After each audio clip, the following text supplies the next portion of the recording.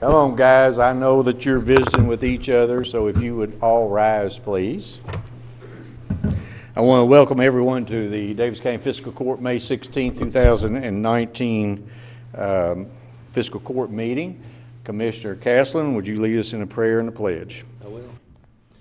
Dear Heavenly Father, we pause and we thank you for the many blessings you bestowed upon us as a nation and as a community and as individuals. We ask you to bless all of those gathered here and bless all those that we represent as elected officials. We ask you especially to bless those whose hearts are heavy and who are burdened. Just bless them according to their needs. We pray these things in the name of Jesus, our Lord and Savior. Amen. Amen. Amen. Allegiance to the flag of the United States of America and to the republic which stands, one nation under God, indivisible, with liberty and justice for all.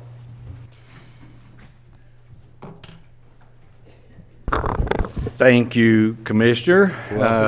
We have a rather lengthy agenda with several presentations, and then we have the police memorial that's going to occur tonight at 6 o'clock.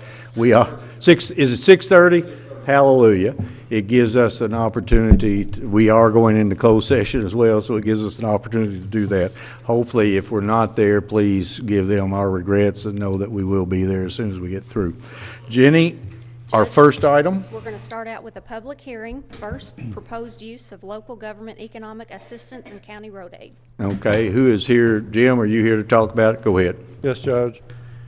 With the money that we receive for LGEA and county road aid, we're required to hold a public hearing. That's what this is for. Just give the public who wishes to make a comment on the usage of that money. I can report that the use of both the LGEA and county road aid in this budget, the assumption is that all that money will be used for repair and maintenance of county roads and bridges. Okay. Are we getting more money from them this year or less money? The county road aid's about the same. The LGEA is projected to be about $100,000 less. Okay. Anyone from the public wishing to comment on the use of county road aid? Okay, don't see anybody. Next item, Jenny. Item 2, Land and Water Conservation Fund 2019 grant to install playground equipment at Horse Fork Creek Park.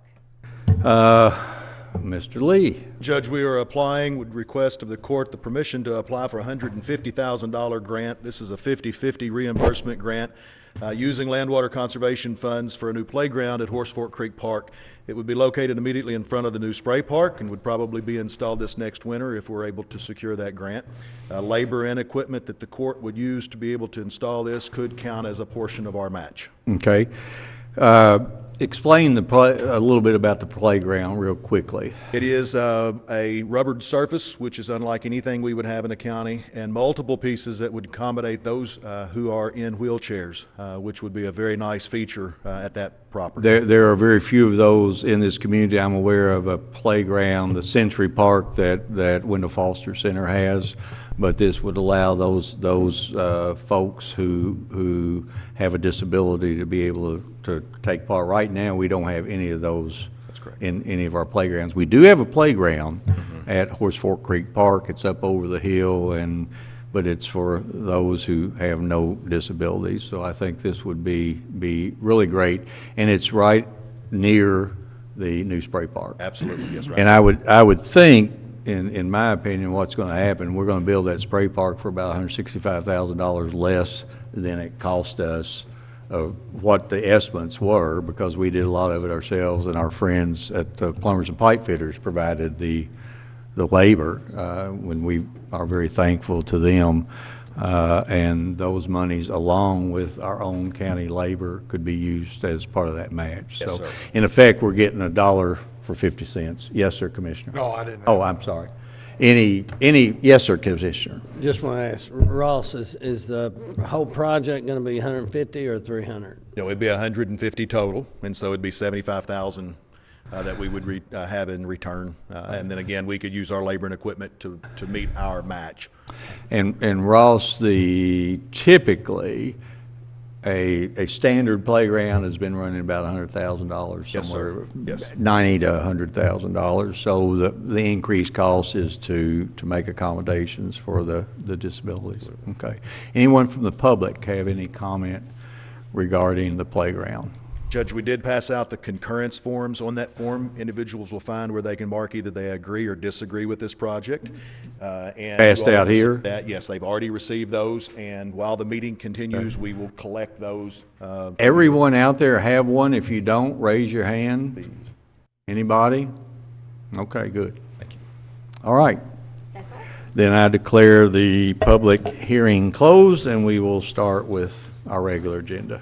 Item 1, acknowledgements and reports. A, Sheriff Cain to present Daviess County High School sophomore Eric Holder a civilian life-saving award. Sheriff, welcome. Just remember, you're not asking the blessing at this meeting, so. I'll try to keep it shorter than my prayers, Judge.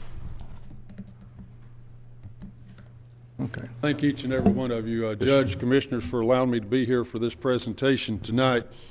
It is a pleasure. You know, law enforcement profession is inherently a profession where you swear an oath to uphold the laws and the Constitution of our Commonwealth. In short, we are people who address social ills such as burglaries, assaults, domestic violence, property disputes. Our days, from beginning to end, revolve around solving problems that arise in our community.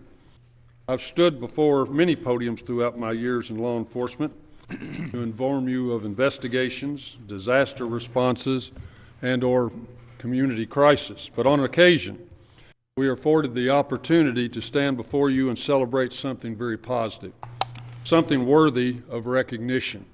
And today I am happy to announce is one such occasion. Allow me to introduce to you an exceptional young man, Eric Holder. Eric is sitting in the front row. Eric, come on up. I won't make you stand here too much. I'm going to stand over next to Major Smith there. Eric is currently a student in the Daviess County High School, and as such is participating in a class entitled Emergency Procedures taught by Matt Brannon, who is with us here also tonight.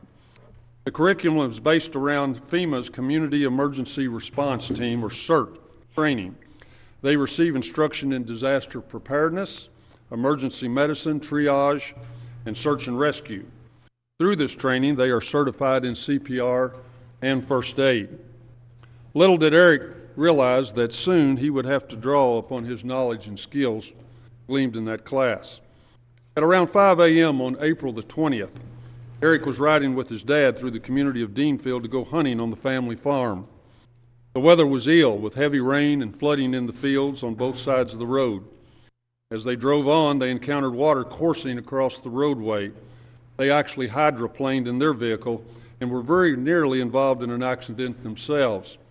As they stopped to gather themselves, Eric spotted a car that had left the roadway and was resting in several feet of water in a nearby field. At first, he thought it might be an accident had it occurred much earlier and the vehicle was no longer occupied. But then he heard a female driver screaming in distress. Eric knew that he had to act without hesitation. Implementing his training, Eric immediately activated their emergency vehicle flashers and turned his cell phone's SOS function on to alert any approaching traffic. He then knew he had to formulate a plan to assist the young woman in escaping the sinking car. As his dad, Dane, called 911, Eric knew that he should identify himself and his father, who himself is an Owensboro Police Department officer, as trained first responders so that trust could be developed between them and the victim. As the car was sinking even faster, he realized that there was no time left and that she needed to exit through the window as water began pouring into the vehicle. Per his directions, the young lady was able to climb through the window and out into the water well over her head. As she struggled to swim to the road, Eric was able to help pull her through the water and out and put her into his warm truck. Once she was safely in their truck, Eric gave her coffee and calmly talked to her to settle her down. As he was doing so, they all watched the car become fully submerged in the murky water. Later, as they drove her home, she repeatedly thanked them for saving her life. This was an extraordinary act by an equally extraordinary young man. Eric Holder, through inner strength, strong character, did not panic nor did he hesitate, but rather he kept a level head. He secured the safety of the scene, followed his training, and acted when action was most desperately needed. We could not ask any more of any of our trained officers. In all likelihood, his action saved this young lady's life that evening, or that morning. The mission of law enforcement is the preservation of life and property. As we all know, though, it is impossible, unfortunately, to be everywhere at once. The true safety of a community, I believe, relies upon an unshakable partnership between first responders and our citizens. It is only through this joint effort that a safe and livable community thrives. And I can think of no finer example of involvement than Eric's willingness to tackle a dangerous situation such as this, to aid a fellow citizen in distress. It is because of Eric Holder's courage, his preparedness, and his sense of duty as a concerned and caring human being that our office is proud to award him our Civilian Good Samaritan Award. His desire to serve, make a difference, one I'm sure that was passed on to him by his father, Dane, sets an example for all of us and is deserving of our admiration and our congratulations. Thank you, Your Honor and Commissioners, for allowing us this forum to provide him with this award.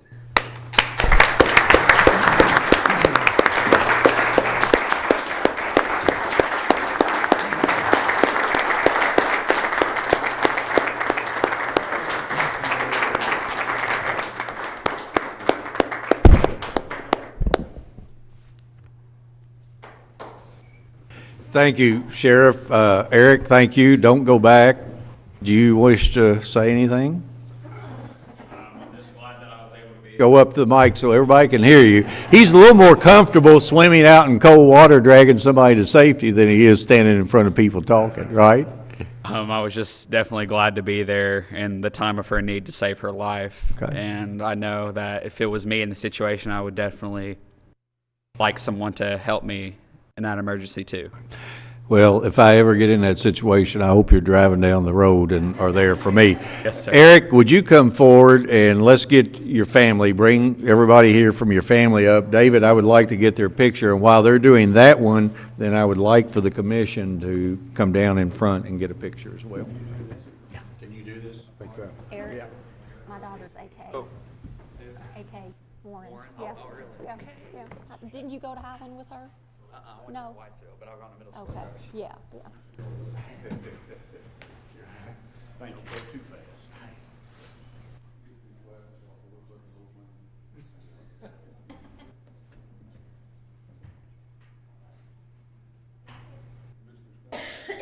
Yeah, we don't want you in there, Sheriff.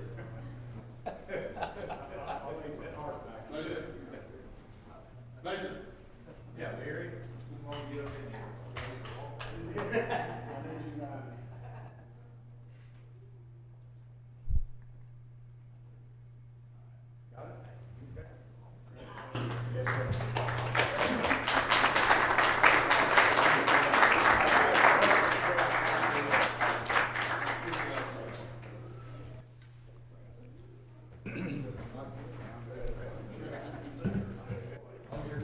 That's right.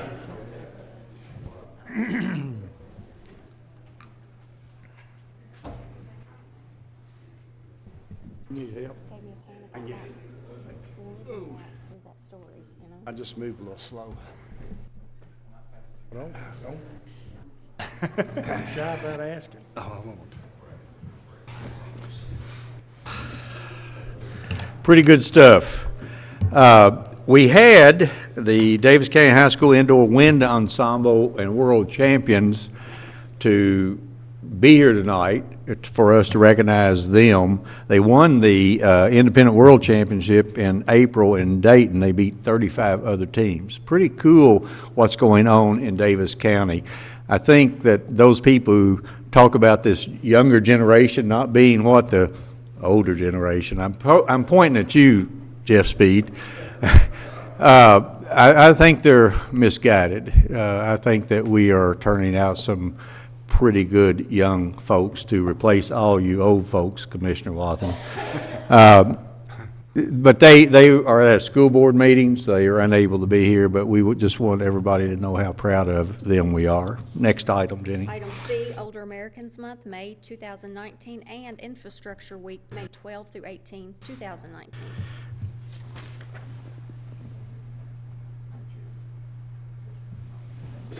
Commissioner Wathen, if you would do the honors.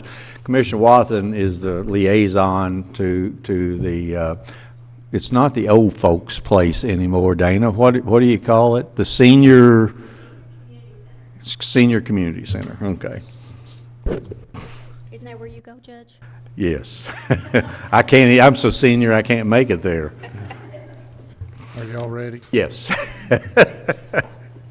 Whereas we fully realize and appreciate the great importance of older Americans in this community and their past contributions in making our community what it is today. And whereas we fully realize and appreciate the great importance of older Americans in this community and their past contributions in making our community what it is. Whereas many older Americans continue to be vital and actively interested in all phases of life in our community. And whereas we publicly acknowledge these many contributions and our responsibilities to older Americans and pledge our support to this group in a greater and more efficient manner. Whereas the Elizabeth Mundy Center encourages active participation of all older Americans. Now therefore, Al Mattingly, Daviess County Judge Executive, hereby proclaims May 2019 as Older Americans Day. Okay, Dana, you want to come forward? Commissioner, would you do the honor, present that to her? Commissioner Koger has had knee surgery, if you didn't notice, and he has really a hard time getting up and down, so we will let George and Dana get a picture together representing Fiscal Court, okay? Huh? Yeah, thank you. There you go.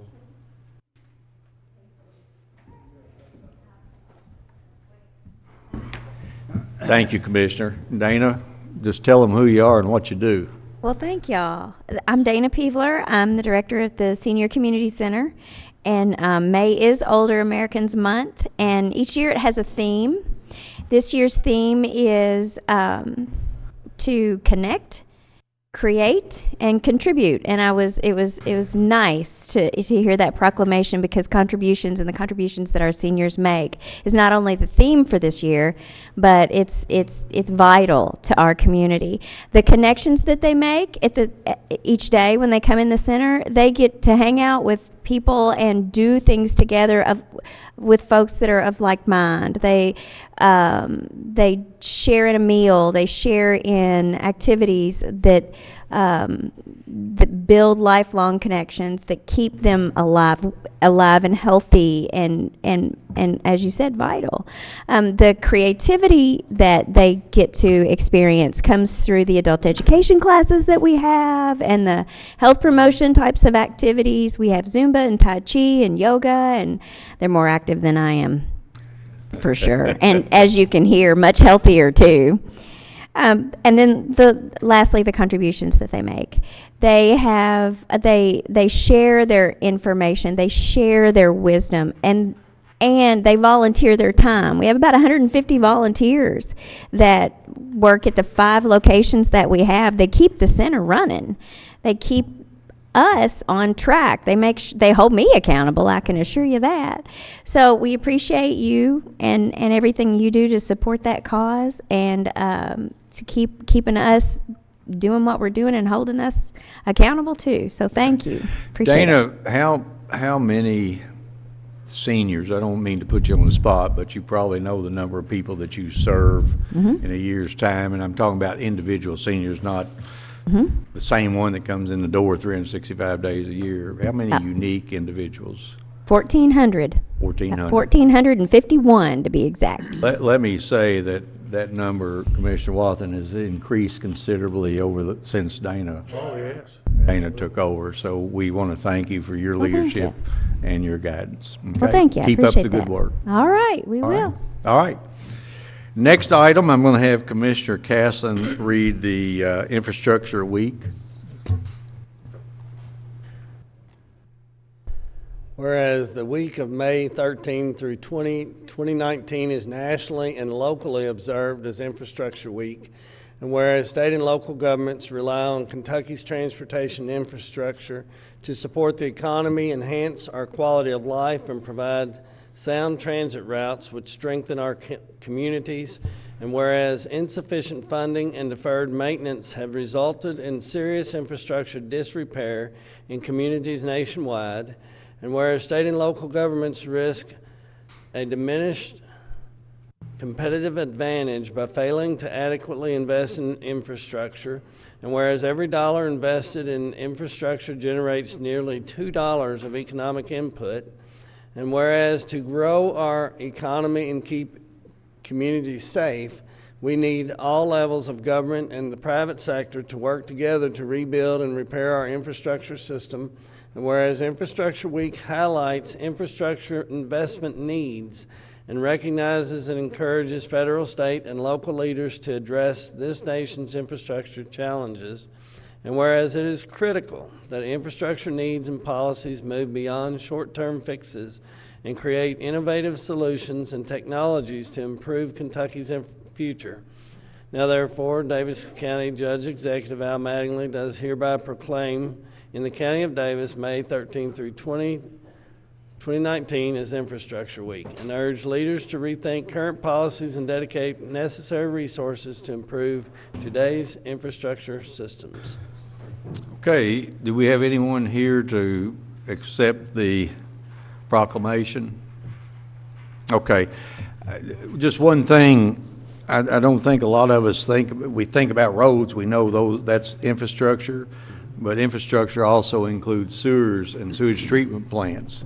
It includes rivers. It includes locks and dams and railroads and treatment or utility plants, river ports, airports, all those things that if we lost any of those for any period of time, it would really impact the life of people in Owensboro, Daviess County, the Commonwealth of the United States. The very example is, if you recall, when there was a fire under the overpass of, I think it was Highway 85 or Interstate 85 in Atlanta, and it shut that interstate down for many months, and the snarling traffic that it created as people went through and around and in, it's amazing. And the infrastructure, the repair and upgrade is one of those things that is pay me now or pay me later. And if you pay me later, the cost is a whole lot more than if you take care of the problem now. So anyway, I just want to make those comments. Thank you, Commissioner. Next item. D, Treasurer's Report, April 2019. Mr. Hendricks. Total cash at the end of April is $34,179,520. The general fund is $14,046,306. The funds are all operating within the anticipated range. We are having to watch the health insurance fund. It is possible we may have to amend that in June, but I'll know by June the 10th. Commissioners, you've had that copy in your possession for a while. Any questions of the treasurer? This report requires no vote on it tonight. It's available in the office for anyone that would like a copy of it or would like to look at it. Next item. Item 2, consideration for approval, A, minutes of the May 2nd, 2019 court meeting. Move to approve. Second. I have a motion and second. Commissioners, you've all had a copy of the minutes in your possession for some time. Any additions, deletions, or corrections? Hearing none, all in favor signify by saying aye. Aye. Opposed? Motion carries. B, all claims for all departments. Move to approve. Second. I have a motion and second. Again, Commissioners, you all had a copy of the bills due and payable by Daviess County Fiscal Court in your possession for some time. Any questions of the treasurer? Hearing none, all in favor signify by saying aye. Aye. Aye. Opposed? Motion carries. F, fund transfers. Motion approved. Second. I have a motion and a second. Mr. Hendricks. This is, need approval to transfer $107,600 from the solid waste operating fund to the solid waste closure fund. It is a normal budgeted transfer. Make this one annually to fund the closure and the post-closure fund. Post-closure fund's not here because the interest income of the fund was adequate to cover what we need to do, so only need the one. Any question or comment? Hearing none, all in favor signify by saying aye. Aye. Opposed, motion carries. D, County Clerk's claim for calculation of motor vehicle and boat bills 2018. Move to approve. Second. I have a motion second. Mr. Hendricks. This is a claim the court receives annually. It's one of the mechanisms the county clerk funds their office with. It's 15 cents per bill. I've reviewed it, appears to be in order. I recommend approval. The total amount $16,606.65, and that covers the claim for 110,711 motor vehicles, boats, and whatever else goes in that conglomeration. I wouldn't have thunk it. Would you, Commissioner Colger? No, sir. All right. Any question or comment? Hearing none, all in favor signify by saying aye. Aye. Opposed, motion carries. E, annual standing orders for fiscal year 1920, pre-approve certain recurring expenses and authorize the county judge executive to execute and submit all court-approved documents. Move to approve. Second. I have a motion and a second. Mr. Hendricks. First document is a document that we approve annually. DLG allows us to pre-approve for utilities and payroll only because the pay dates for those do not line up with court meeting approval. So I would certainly request approval of that document. The second one is a standing order to allow the judge to sign documents once the fiscal court has approved an item.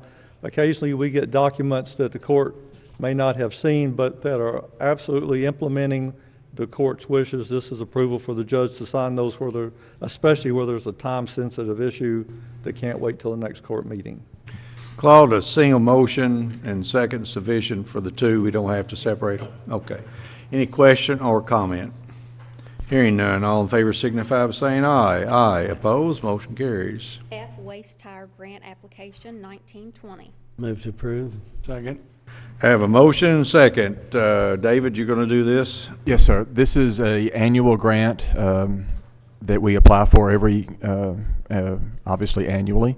So it's about $4,000 that we get, and this offsets the cost of the large tires that the road department, detention center pick up on these roadside dumps that we run across, and also that may get brought in when someone purchases land and finds a large tires littering their land. So it's $4,000. This is one that we pretty much apply annually, as you said. Yes, sir. This is not the big one. This is not where they come Right. and do an on-site. This is just for our own, to offset the cost of us getting them off the sides of I the road. think last year was the last time for the big one, and Yeah, and I think it's about every 2 to 3 years. yeah, 2-3 years, and we collected those out at the state garage. Correct. And it was amazing. We made a trip out there. They had semi-loads of tires. Any question or comment? Hearing none, all in favor signify by saying aye. Aye. Opposed, motion carries.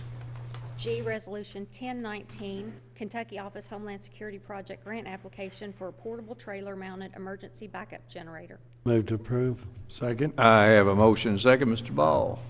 Yes, sir. We currently have no disaster shelters that have backup generation, backup power. We use mostly local churches for shelters following disaster. During the 2009 ice storm, just to give an example, we had almost 3,000 people that were sheltered over 11 days within 7 different shelters. We also have the current plan of the alternate emergency operations center, which will be at the GRAD. They also do not have a backup generator at this time. And we have 3 fire departments currently, volunteer fire departments that do not have generators. Those 3 are Utica and both Masonville fire stations. So recommend approval for us to submit a grant through Kentucky Office of Homeland Security for a $90K mobile trailer mounted generator The kit will be $104,294, and it includes the generator, the trailer, 3 manual transfer switches, and a 50-foot universal cable. It's about equivalent to a 400 amp panel, roughly, isn't it? 90 kW is what you said? You got me. Yeah, I was just testing you. Sure. When you're talking about trailer, that means that we can prepare sites where we could then have a cord that would plug into the generator and into the transfer switch, and then their site could plug into the Yes, transfer switch. Currently, the best one set up, we had some electricians look at a couple of different churches. St. Joe and Paul is the best set up, and they are willing to, and are going to submit a grant through the diocese to be able to get a transfer switch already installed. So the 3 that we would have with this kit, if it was approved, would remain with the kit for other sources. But what we're going to do is standardize the hookups so that this Yes, sir. trailer would fit in many places. Yes, sir. What's the match? It is 100%, but they can offer less than 100%, and we have the option to refuse, even if approved. So if they offered $10,000 and the bid came in at $25,000, either somebody's going to have to pony up some money, or Yes, sir. we just refuse it. Okay. Any question or comment? Question or comment by the public?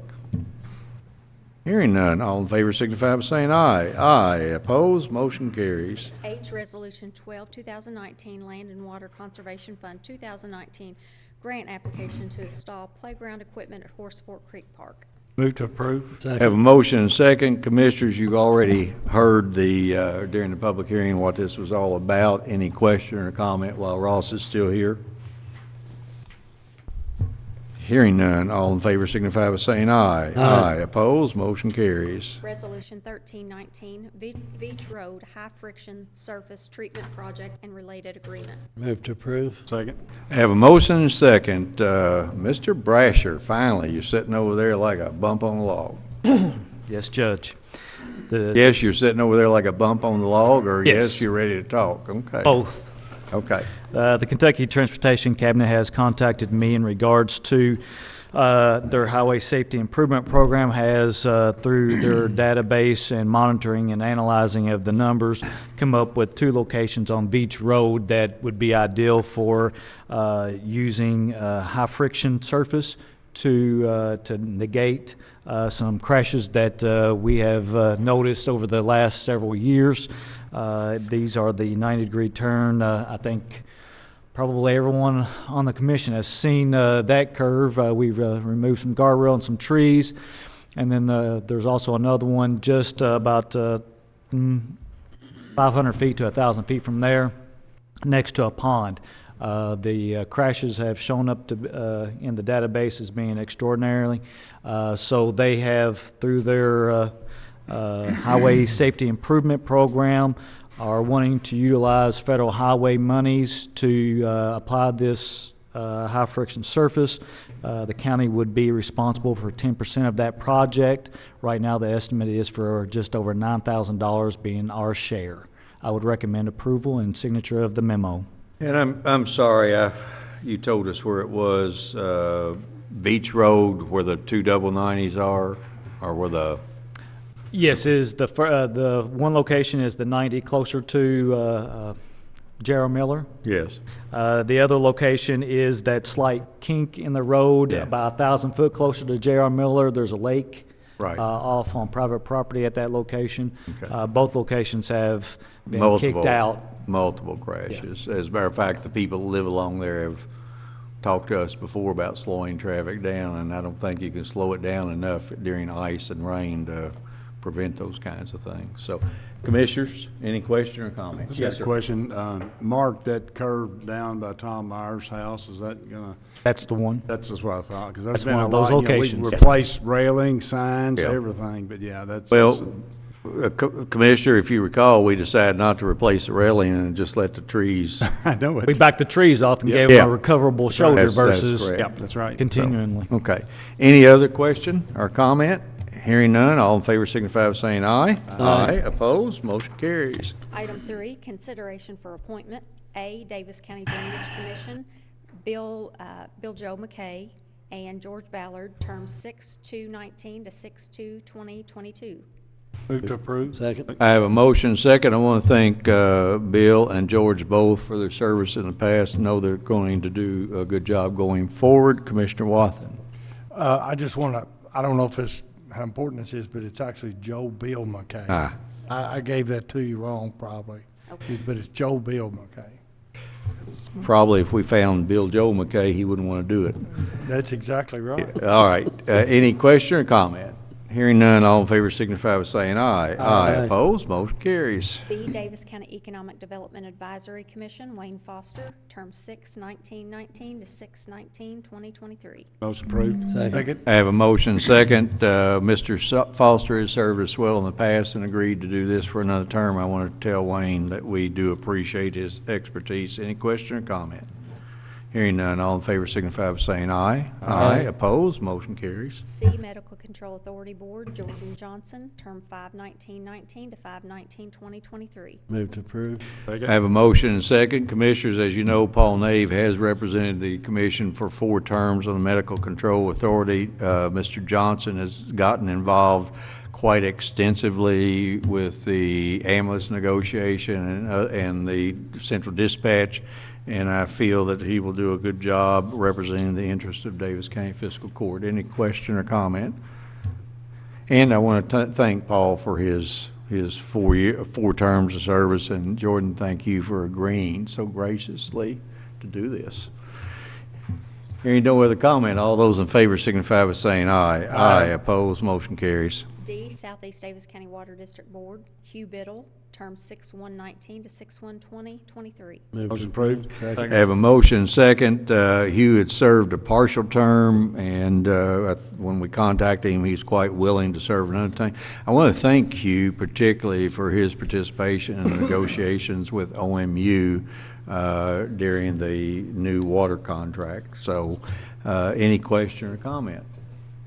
Hearing none, all in favor signify by saying aye. Aye. Opposed? Motion carries. E, OMPC Building Code of Appeals Board, Jason Baker, term 5/6/19 to 5/6/2023. Move to approve. Second. Have a motion and second. Again, Jason has served us very well in the past. Jason's an engineer, isn't that correct, Mike? Yes. Yeah.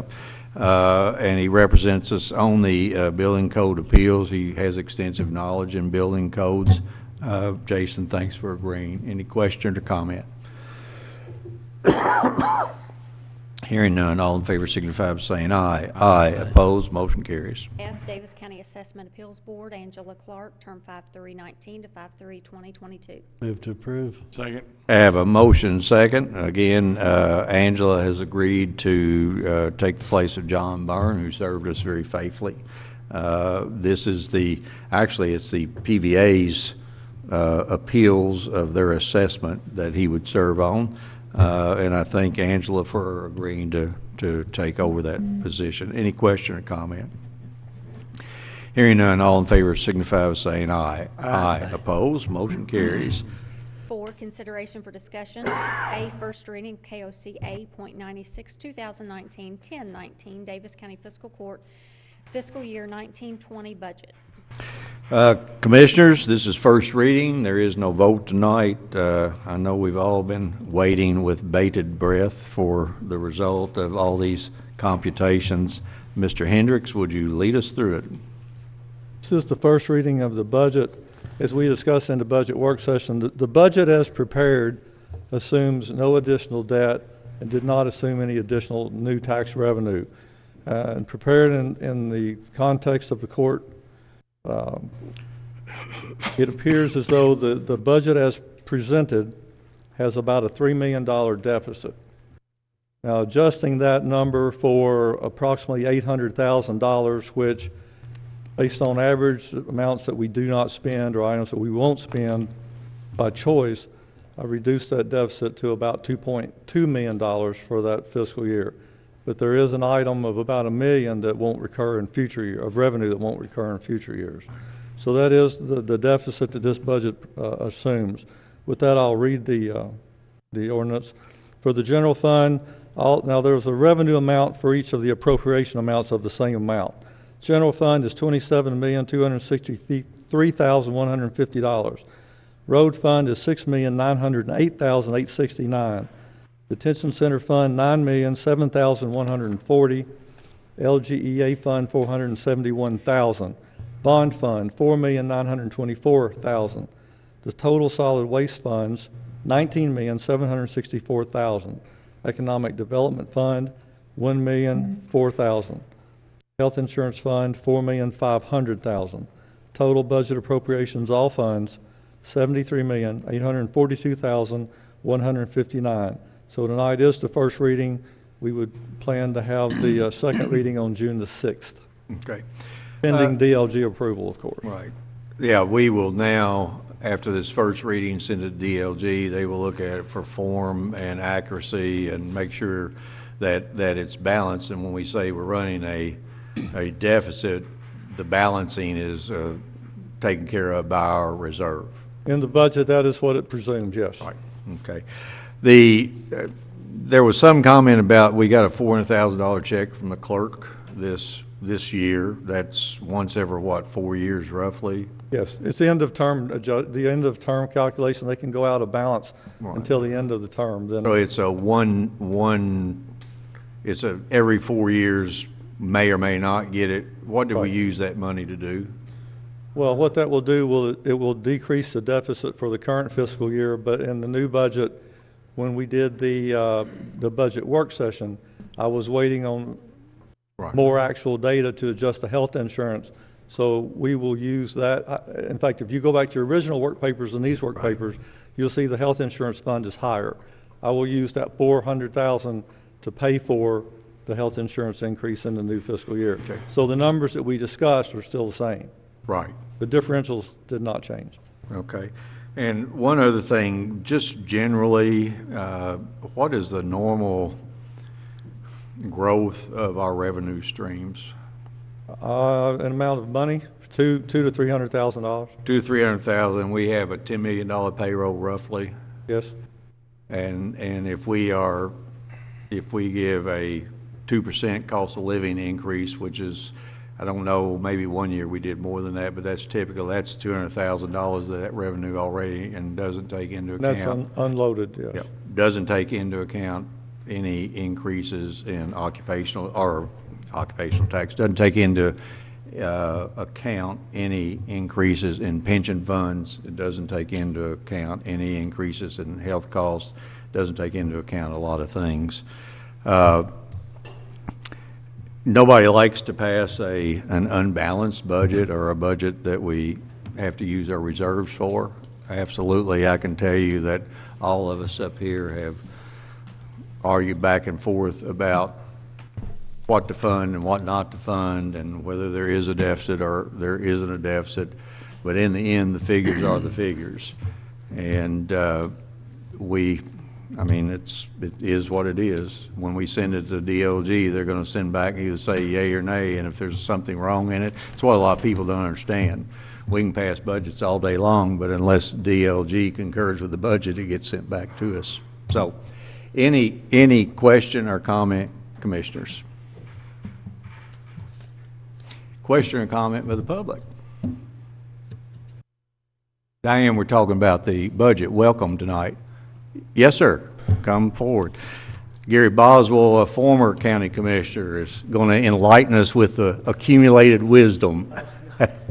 No, sir, Gary Boswell. No, you're just talking about the budget right now. Yes. Mm-hmm. Yeah, so just one question. I've been on my phone working all day, and I came home and I've opened the paper, and this is the first I've heard. I know there's been rumblings about the taxes. But so in the details of in the paper about potential tax increases in regard to the budget, really we're not detailed. So I only have questions about the budget in regards to the jail. So how much approximately of this proposed deficit is having to do directly with the jail, the detention center? The additional transfer is about $700,000 or $800,000.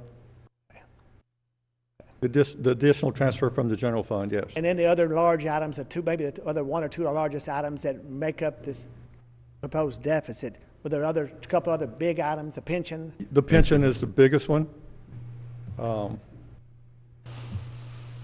The road monies, if you recall, we ended up with about $350,000 less in the road fund from the state that we had to make up if we were going to continue to do the roads that are necessary. Now, the total transfer to the jail, what we're anticipating this year is, what's the total, roughly? Sheriff's Department.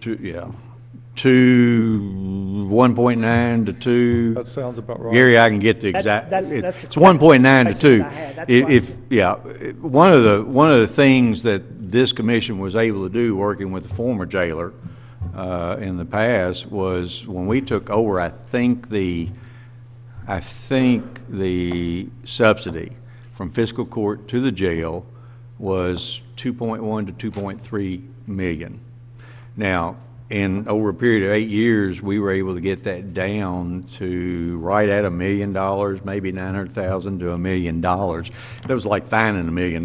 So when people talk about how in the world did you do the things you did, we did it because we were able to, if I save the cost or the expense, then I can use that revenue elsewhere. I think one of my concerns is regarding the jail. Now, we'll talk about that later. Okay. Is regarding how that's to be paid for and who's to pay for it. Yeah, well, I can tell you who's supposed to pay for it constitutionally, and that's us. The other one that we're forgetting is a subsidy to the Sheriff Department, Daviess County Sheriff Department, which is 2.5 roughly total. It's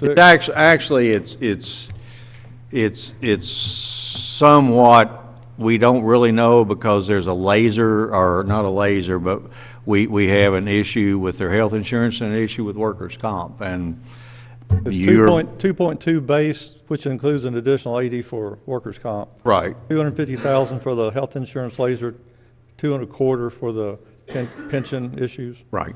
So, I mean, those are big drivers of the budget, and every one of those are constitutional responsibilities. So, any other question or comment?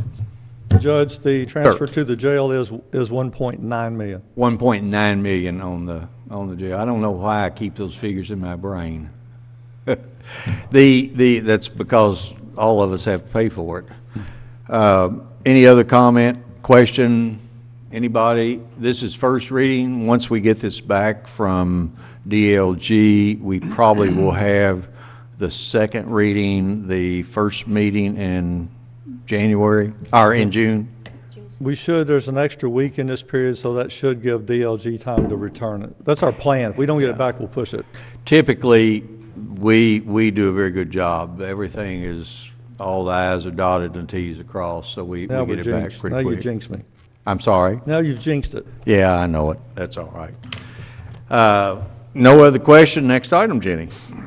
B, first reading of KOC 220.32, 2019, 1119, an ordinance relating to a proposed increase of the occupational and net profits license fees by persons and business entities conducting businesses, occupations, and professions within the Daviess County, Kentucky area as amended by KOC 220.18, 2004, KOC 220.19, 2005, KOC 220.17, 2006, and KOC 220.20, 2006. Commissioners, again, this is the first reading of this ordinance. We won't vote on it tonight. Mr. Hendricks, do you want to take us through how we got where we got?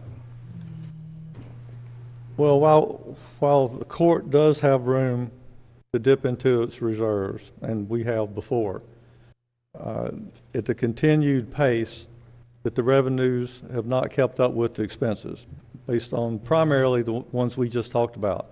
The pension cost is going to be $1.5 million plus, and we read something recently, it may be more than that now. 12 to 13% more. So it's at least $1.5 million that we don't have revenue for. The shift into jail is certainly a driver, along with several other items. In order to keep pace with that, we'll dip into the reserve some, but we can't go too far because we've got to maintain an adequate reserve, or it very negatively affects our bond rating, and it will affect our flexibility. So in order to fill that gap, the proposal here is to increase the occupational / net profits tax. We would do so by on January 1, 2020, increasing the rate from 0.35 to 0.70, which would generate an additional $2 million. And as you heard, our loss is going to phase in, so we don't have to do it all at once. Following that January, so on January 1 of 2021, the 0.70 would increase to 1%, and that would generate approximately $1.5 million. But we think by doing that, at least with the numbers that we are aware of today, we think we would then be able to manage. It won't pay for it all, but we think we have returned the ability to the court to manage the expenses as we've done for the last 8 years. We managed them by moving expenses around to match our revenues for the year. But we are no longer going to have the ability to do that because of these increased costs. So that is the proposal, and this is the first reading. Okay. For those who are watching on TV and in the audience, just a couple comments here. I can tell you that no one on this bench likes to increase taxes. That's why we haven't done it in 8 years. Haven't done it in 8 years, 4 months, 16 days, and now 9 hours. We have managed the business of Daviess County Fiscal Court like a business. Now, we're not in business, and we have to take other things into consideration. I guarantee you that if it were up to me, I would send bills to other people for the jail. I would raise some revenues directly where those revenues need to come from. It's not up to me. The Constitution says that we will provide a jail to house those prisoners. My responsibility, our responsibility. The Constitution says that we will provide animal control. We have to provide animal control. The Constitution says that we will, or the sheriff will, provide court security officers, and if the sheriff's ability to do that is impeded, then we step up to the plate. We are the lowest denomination of state government, and all of those elected, constitutional elected officers look at us as the backup. Don't necessarily like it, but that money's going to come from somewhere. Just in response to somebody who sent an email that says, well, we dropped the ball on O.Z. Tyler and let all that money escape to Ohio County. Well, you're right. I would have rather kept the $50,000 that it's going to cost Daviess County Fiscal Court in property tax. That's what it would have cost the court. I have no idea where the figure of $500,000 or $1 million came from. In my opinion, we didn't drop the ball. We did everything possible and worked with the city in order to keep them here. But you can't blame this court for the poor planning that somebody makes. And in the end, they paid $10,000 an acre for property that they were looking to buy for $20,000 or $35,000 here in Daviess County. In the end, they will pay less property tax to Ohio County than they would have paid to Daviess County and the city of Owensboro if they located in the air park. So they made a business decision, and I guarantee you that any one of you out here who has run a business would take those things into consideration. I don't fault them. The only thing that bothers me still is the fact that we incentivize them to locate the distillery here, to buy the distillery and restore it. And I appreciate them doing that.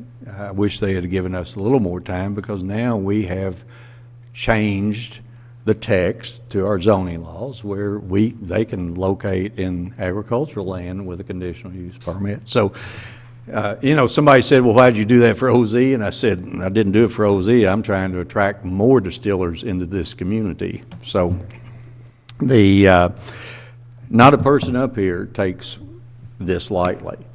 And if it should pass, I would assure the public that we will be as good of stewards of these tax dollars as we were of the tax dollars over this last 8 years. One of the reasons that we split it into two is that everything that we're doing is based on a snapshot of today. Things could change. We could actually lose some of our occupational tax depends on who gets the next into the city. There could be a loss of occupational tax. But we could have somebody locate, and it brings a huge windfall into the community, making the second increase not necessary. And that's why we split the increases. I would tell the public that while, yes, the occupational tax is going to increase, understand that those calls I'm going to get from the city, this will not affect the 1.78% that you pay the city for occupational tax. Doesn't affect that at all. This only applies outside the corporate limits of the city of Owensboro. Now, it won't make any difference to anybody. It wouldn't make any difference to me if somebody told me, well, you're fortunate that you've been where you're at for all these years. But all the counties that surround us are at 1% now and have been. And when they didn't take it in a 0.5% or 0.35, they took the full 1%. That's the cap. That's all we can take. The only exception to that is Hancock County, and they are not capped. Their size is so small. I don't know what their cap is, but theirs is 1.25 right now. They're fortunate in that they've got all those gazillion-dollar aluminum plants up there. One of the things that mitigates this, we hope will mitigate it, is that I would guess approximately 2022 at some point, if there's no catastrophe, the insurance tax will be reduced from 8.9%, where it is today, and that was raised there back in 2009 to help pay the bond for the $20 million that the previous court gave the city of Owensboro to help build the convention center. It will sunset. We wrote into our clause a sunset provision that says once we have sufficient funds in the bond reserve, that the insurance tax will go back to the original 4.9. So you're going to see about a 40% reduction in insurance tax. Again, before I get a call from the city residents, it doesn't apply in the city. That tax rate is 10 plus by the city, and to my knowledge, Commissioner Castlen, there is no sunset there. There is not a sunset. So the increase that's paid in occupational tax will be somewhat mitigated by the reduction in insurance tax. If we should find that we're getting more money than we ever anticipated, and we're starting to actually build a reserve, we could certainly take some of that money and retire that bond sooner and cut the deficit. I think one key that Mr. Hendricks, and maybe he did, I didn't hear him. So it's $3 million. We mitigated that down to about 2.2 this year. But what do we expect the deficit to be next year? You lost me. How much will our reserve be affected the next budget year? Fiscal year 21? Thank you. Fiscal year 21-22. You'd be in excess of $3 million. In excess of $3 million. So we would, if that were the case, if we didn't act now, we would be down below $6 million, which is the minimum that the bonding companies want us to have. And what's that, GASB rules or regulations when they look at it? Well, the bonding's just looking at our financial health. So they look at a number of funds, but backing into worst case, I don't think I can construct one where you go below 7. Below 7. Okay. You're going to get deemed. So the next fiscal year, if we do nothing, we will be below 6. We will. Now, I do recall when my good friend Mayor Watson came into office, the city was bleeding reserve and their bond rating was bleeding as well. And it took a massive tax increase for them to stabilize and stop it. And I'm not sure it's stopped yet. But I don't believe that we have the luxury of going there. I don't believe that as good stewards of fiscal court of Daviess County's local government that we have the option. So those are my comments. Commissioners, yes, sir. I just want to reiterate, I think sometimes it gets lost in the shuffle that the fact that we have not raised any tax rates for the last 8 years. And I just want to say, I looked over this budget over and over again. I looked at it every way I knew how. I went back and averaged the last 3 previous budgets and compared them to that, and I did a lot of work, and I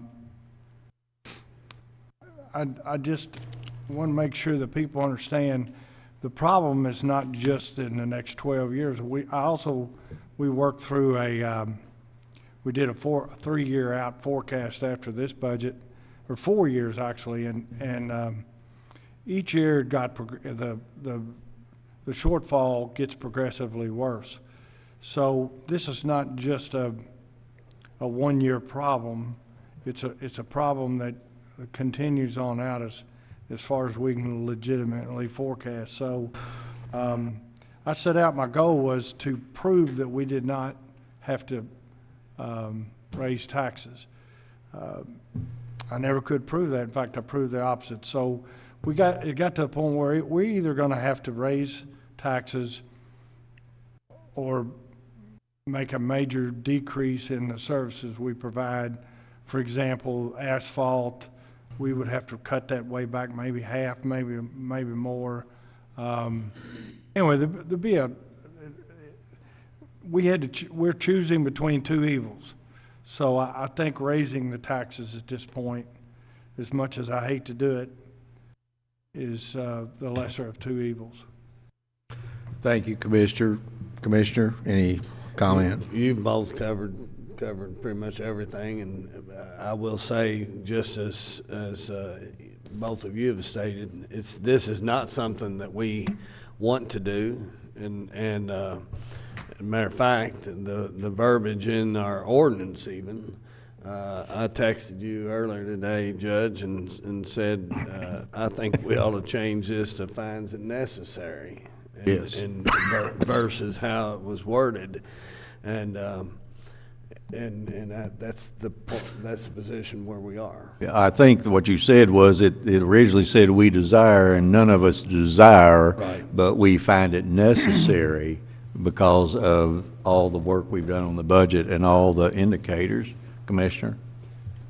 If I'm not mistaken, the pension, I know that's really thrown us in a big bind as well as others, but in the year 2021, I believe that they're even talking about more of an increased pension in that year, and that the health insurance is going to continue each year, so those are other numbers we will have to look at continuing on. I mean, you're looking at getting so much money, but then, and I had a comment like, well, why don't you just cut all your programs out? Well, Yeah. you can't do that. I said, what are we going to do? Cut the sheriff's department out or ambulance or whatever? I mean, we define it as George. I know I've seen his survey he did, and it's just we felt like we've done all we can do as far as cutting these programs out. So anyway, just want to make that for about 2021. It's not just 20. It's 21 too that we're going to be looking for more increase. I felt not we, but that will be approached to us, and we'll have to figure out how we're going to work that out. Anything else? So. Nothing? Okay, I'm going to open up for public. You're welcome to come up and make any comment, and if we don't have the answers, and we're not going to spend a lot of time, you leave us a list and we'll get the answers for you. Okay, gentlemen, Gary Boswell. I've heard what you had to say about the problems with the pension, and I don't really have any problems with. Got some very difficult decisions to make, so get that out of the way quick. One comment I would like to just mention to you, just before I talk about the occupational tax, is the insurance tax. The actual effective insurance tax for the county is 10.25 currently. Just so You're talking about what, the 0.15% that insurers get? Effectively, it's 10 Yeah. 10.25 for people who are paying the tax. Absolutely, I Oh, but if I you're agree with paying- that. I've No. got a policy right here, it's a $180 tax on it, so effectively it's 10.25. Have you guys, I know nobody likes any kind of property taxes, but since the jail is a primary problem here, have you considered just having a designated jail tax? That's one thing. A designated tax for the jail, because it's obviously a large part of this. So I'm just saying, that's just one thing I thought maybe you should consider. Hey, so I don't believe, Gary, that would be It would have feasible. to be a property tax. Well, we can't get there fast enough. You know that. We are restricted by a 4% increase from one year to the next, not including new property. Typically, that's part of the growth where we didn't have to do anything. We couldn't get to $2 million because remember, our property tax, we collect about $6 million a year in property tax, and that's all across the county. Well, you're Now- not actually restricted to 4%. That's what you allow without being subject to recall. That's correct. And That's correct. unless you raise it significantly, I don't Yes. think that's going to happen. No, that's Okay. correct. And just a couple questions. The best I remember, the last time that any tax was raised significantly, somebody led a charge to recall it. That's right, but it was significant. Yes. This is 200%. I mean, what you're doing now is 200%. You can talk about 200%. I used to remember a friend of mine who raised Cain about Ford Motor Company. Their profit was reported at $1 billion, and that's the way the newspaper said it. It was $1 billion, but in reality, it was a return of 1% on their net assets. Now, I guarantee you that if it had been a 10% return, they would have reported it that way. So it's all in how you report it. So then a couple more questions, maybe towards Okay. the treasurer. Okay, so there's been a recent announcement of a Swedish match that's going to be hiring a bunch of new employees. Was any of that money calculated into? Yeah, they've already hired the vast majority of those employees. We're already receiving And that. did you get $300,000 for the sale of the air park? Was that included in your budget? No. You didn't get. You are going to get. That's not happened. Okay. Oh, okay. That's not happened. That's not going to happen, all right. And I've talked to a lot of people because a lot of people. And even if it had, Gary, remember, that's a one-time thing on a 2.2. That's why I was saying about the fellow regarding O.Z. Tyler. It's $50,000 that we lost, and that's not I think insignificant. the paper Oh, Jacob Mulligan was I'm sorry. No, that was the information, that was given. But I suspect if you took, our tax rate is 13.6 or somewhere around there, 14, Okay, but our tax rate is an insignificant amount of the total taxes.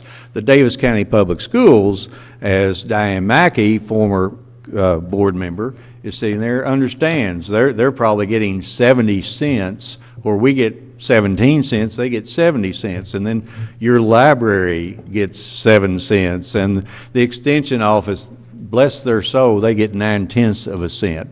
The health department gets 4.5 cents. So while it may have been what they said it was going to be, the net impact to Daviess County Fiscal Court and to the Daviess County taxpayers paying for local government was a rounding error in that. Okay, so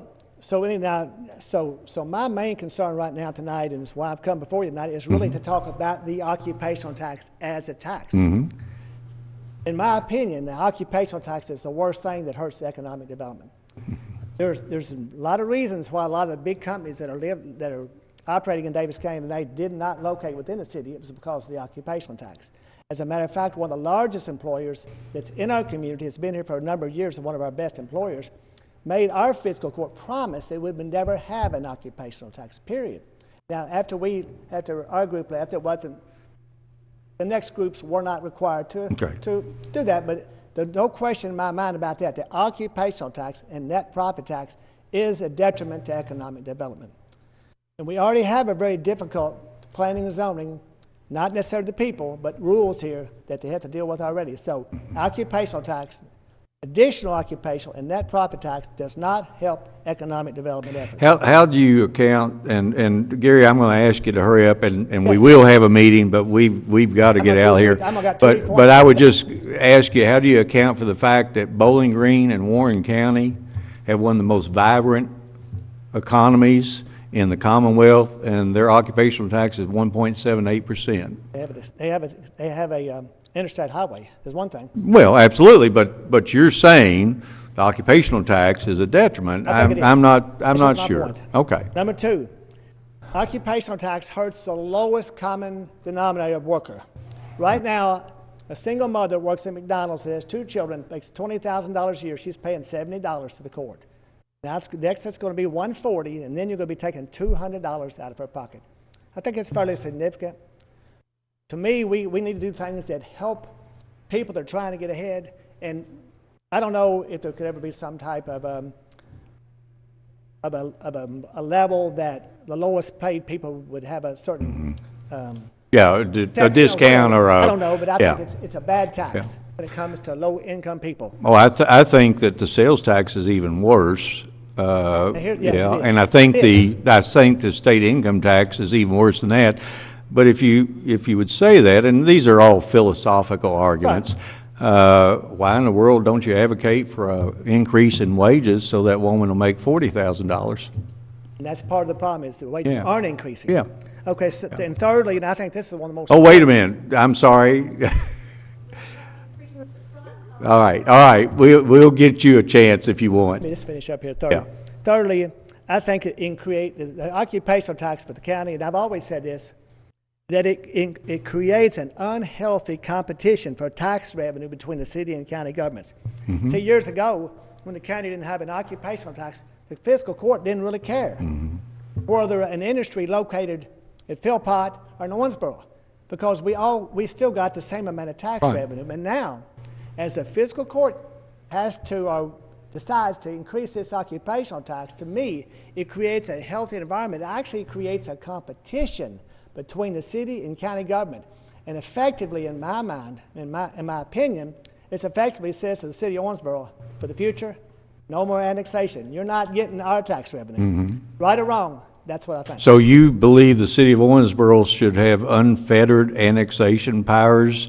No. As a former county official, you would agree that they should be able to annex whatever they Exactly, want? it's the opposite.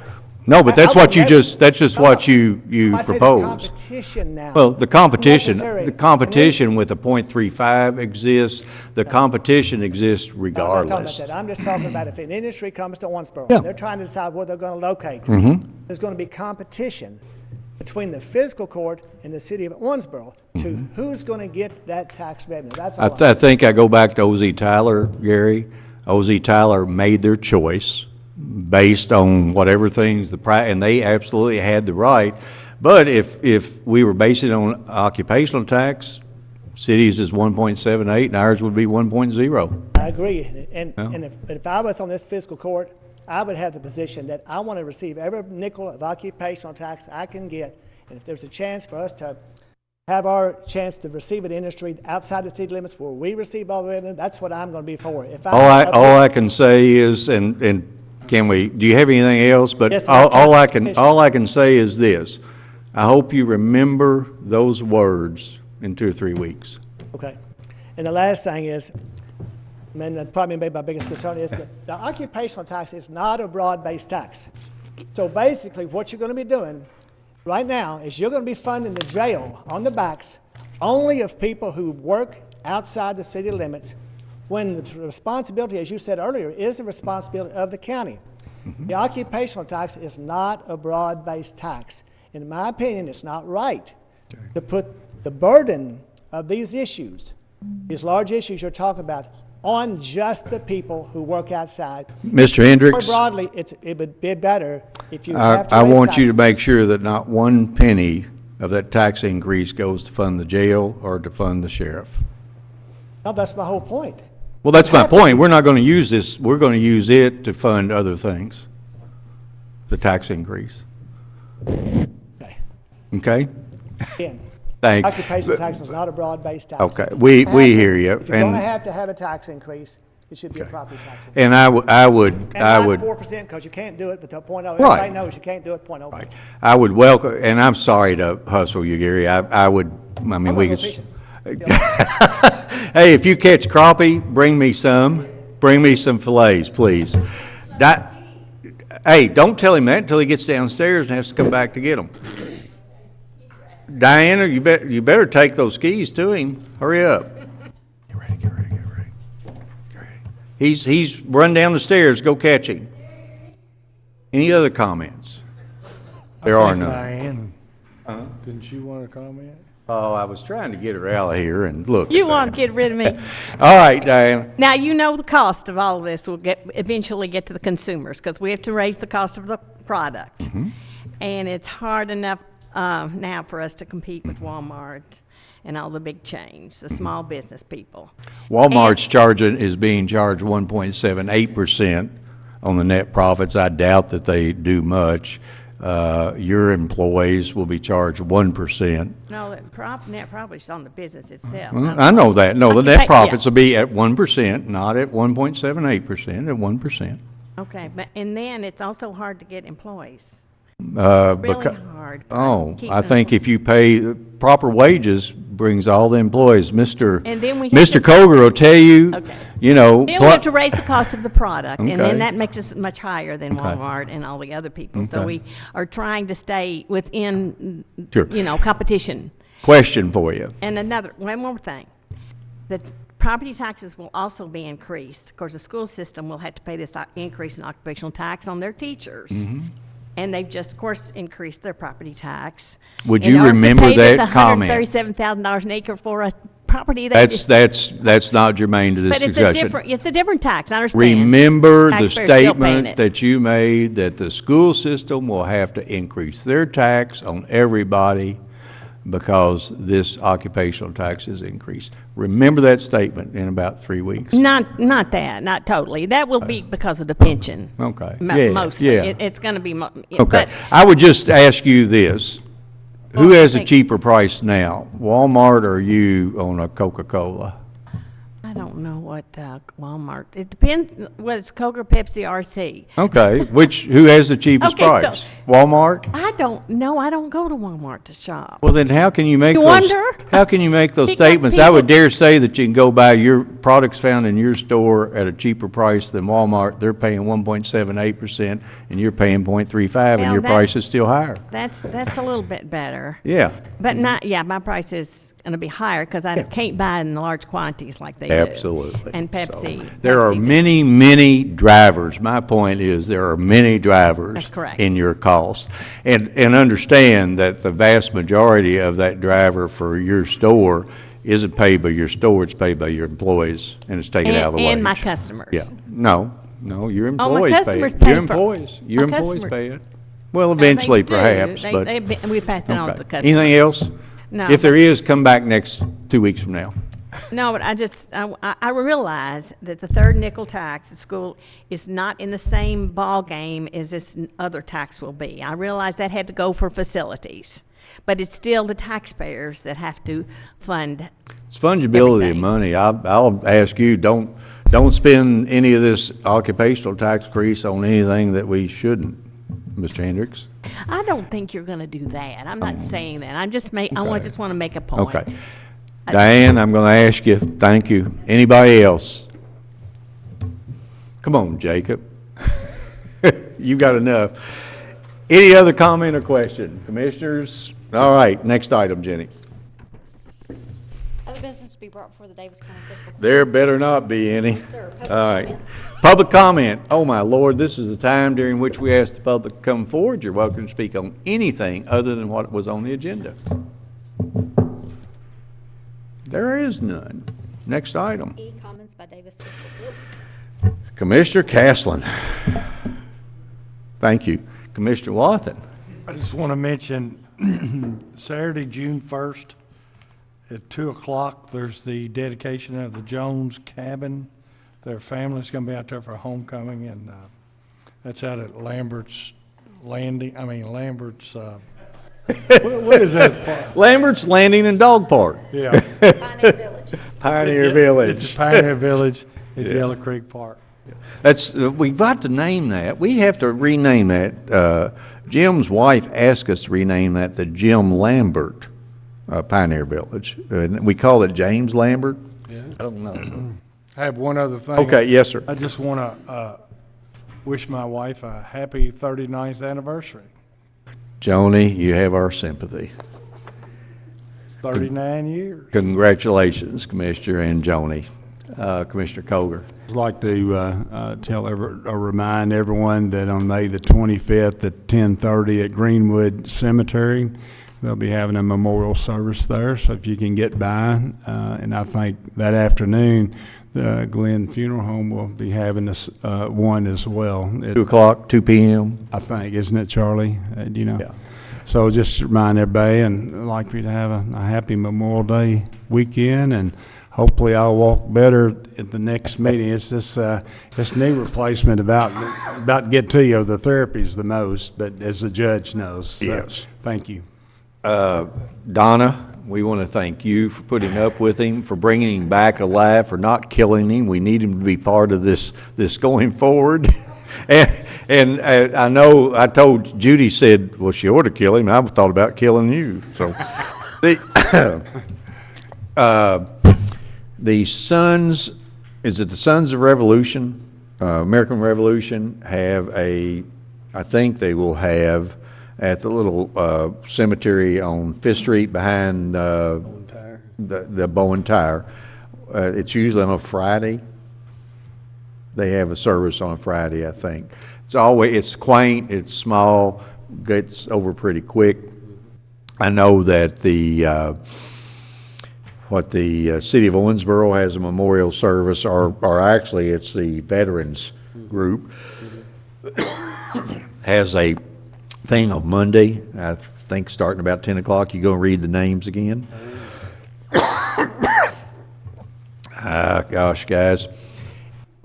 What's the next, Jenny? F, enter closed session per KRS 61.18B and C, discussions of proposed or pending litigation against or on behalf of a public agency, and deliberations on the future acquisition or sale of real property by a public agency, but only when publicity would likely to affect the value of a specific piece of property to be acquired for public use or sold by a public agency. No action shall be taken following. And I'll move to go into closed session. I have a motion. Do I hear a second? I have a motion and second. All those in, I'm sorry. That's what I'm going to do. So first I need to get a vote on the going into closed session, then I'm going to adjourn the open meeting. Are you okay with that? Yes. Okay. All those in favor of the closed session signify by saying aye. Aye. Opposed? Motion carries. Without exception, we're adjourned. No action will be taken coming out of the closed session.